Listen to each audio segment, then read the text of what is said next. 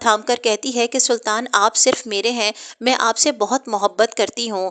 اصل میں اسرا اندھی ہو چکی ہے اپنی لو ایٹ فرسٹ سائٹ کے چکر میں۔ وہ یہ بات سمجھ ہی نہیں رہی ہے کہ پہلی نظر میں ہو جانے والا عشق اس کی زندگی کے لیے مصیبت بننے والا ہے۔ اس کی ماں اور اس کا بھائی اس کو بہت سمجھاتے ہیں کہ سلطان جیسا شخص تمہارے قابل نہیں ہے، تمہارے لیے تو بہت اچھے اچھے اور بڑے بڑے گھروں کے رشتے آ رہے ہیں، ان کے اور ہمارے اسٹیٹس میں بھی فرق ہے، اور اصل میں تو سلطان کی جو شخصیت ہے وہ کسی بھی طریقے سے تمہارے لیے مناسب نہیں ہے۔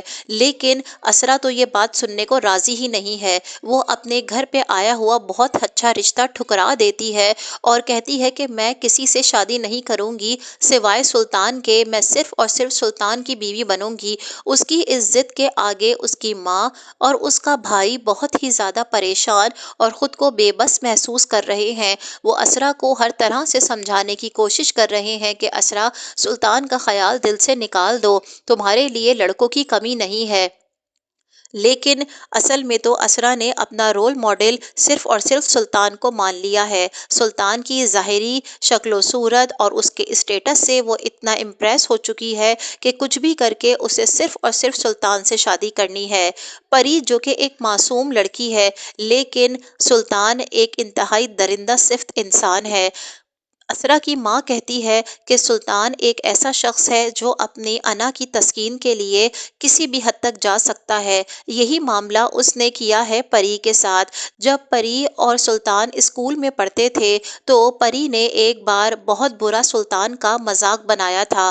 اسی مذاق کو لے کر وہ دل میں اس قدر نفرت رکھتا تھا پری کے لیے کہ عین پری کی شادی والے دن وہ پری کو اپنی محبت کے جال میں پھنسا کر اس کی بارات والے دن اس کو گھر سے بھگا کر لے آتا ہے۔ اور جب پری کہتی ہے کہ سلطان اب ہم نکاح کر لیتے ہیں تو وہ کہتا ہے کہ پری تم جیسی لڑکی کو تو میں گھاس بھی نہ ڈالوں، تم میرے پیر کی جوتی کے برابر ہو، تم تو صرف اور صرف اس دن کی سزا بھگتو گی جس دن تم نے اسکول میں میری بے عزتی کی تھی، کیونکہ میری سیلف ریسپیکٹ میرے لیے بہت زیادہ اہمیت رکھتی ہے، اور تمہیں تو میں وہ مزہ چکھاؤں گا کہ تمام عمر تم یاد رکھو گی۔ یہ صدمہ پری برداشت نہیں کر پاتی اور وہ پاگل ہو جاتی ہے۔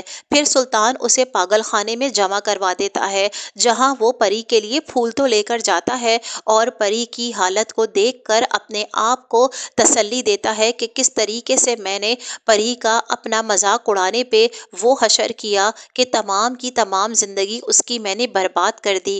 پری کی حالت دیکھ کر اسے خوشی محسوس ہوتی ہے۔ وہ اسرا کو بھی کوئی خوشی نہیں دینے والا۔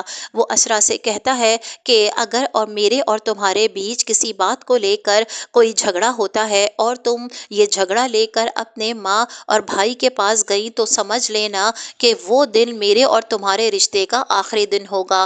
اب اس کا کام یہی ہے کہ وہ اسرا کو دھمکا دھمکا کر، ٹارچر کر کر کے اس طرح ذلیل کرے گا، اور اسرا جو کہ اپنی مرضی سے اپنی ماں اور اپنے بھائی کی مرضی کے خلاف گئی تھی اسے یہ سب کچھ بھگتنا پڑے گا۔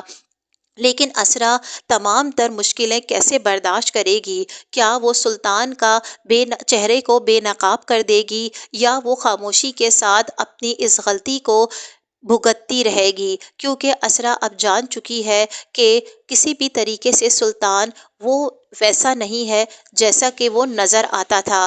وہ اسٹائلش، وہ خوبصورت، وہ بہت ہی عزت کرنے والا سلطان دراصل اصل میں ایک وحشی درندہ اور ایک نفسیاتی مریض ہے۔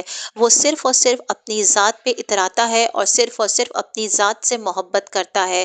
ساتھ ہی ساتھ سلطان کا ایک شوق یہ بھی ہے کہ وہ کسی ایک لڑکی کو پسند نہیں کرتا، کسی ایک لڑکی کو بس وقت بہلانے کے لیے استعمال کرتا ہے، اور پھر کوئی دوسری لڑکی اس کو پسند آ جاتی ہے تو وہ پہلی لڑکی کو ریجیکٹ کر دیتا ہے۔ آگے آپ دیکھیں گے کہ سلطان کچھ بھی کر کے اسرا کو اتنا دھمکائے گا کہ اسرا خاموشی سے سلطان کو قبول کر لے گی، اور وہ اس طرح کی اذیت کو کب تک برداشت کرتی ہے، جاننے کے لیے میرے چینل کو سبسکرائب کیجیے، میری ویڈیو کو لائک کیجیے۔